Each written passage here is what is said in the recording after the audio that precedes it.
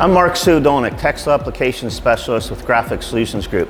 Today we're going to discuss squeegee durometers, angles, speeds, and pressures, and how to get the most efficient print off of our machine. Now that all of our screens are loaded into the machine and registered, we're going to go ahead and load our flood bars and squeegees in. As you can see, we have two types of squeegees here.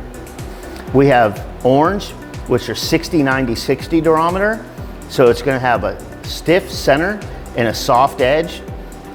And the green are going to be 70-90-70. So we have, again, the stiff center of the 90 durometer and the softer edge of a 70 durometer. The reason we're going with these types of squeegees is our whole design is comprised of halftones and fades.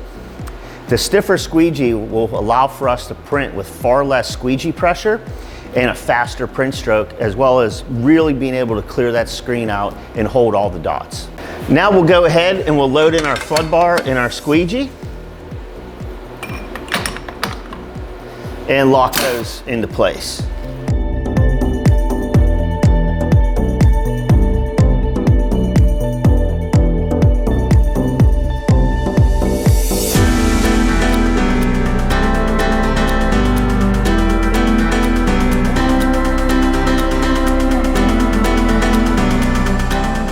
Now that we have our squeegees and flood bars all locked in, we're going to go ahead and ink up the press.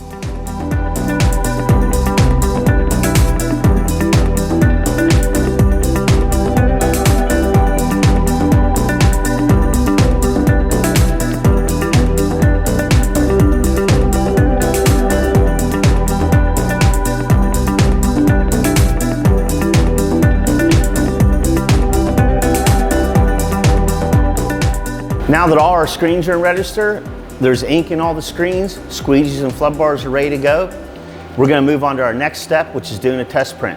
For more information on screen printing, visit gogsg.com and follow us on social media.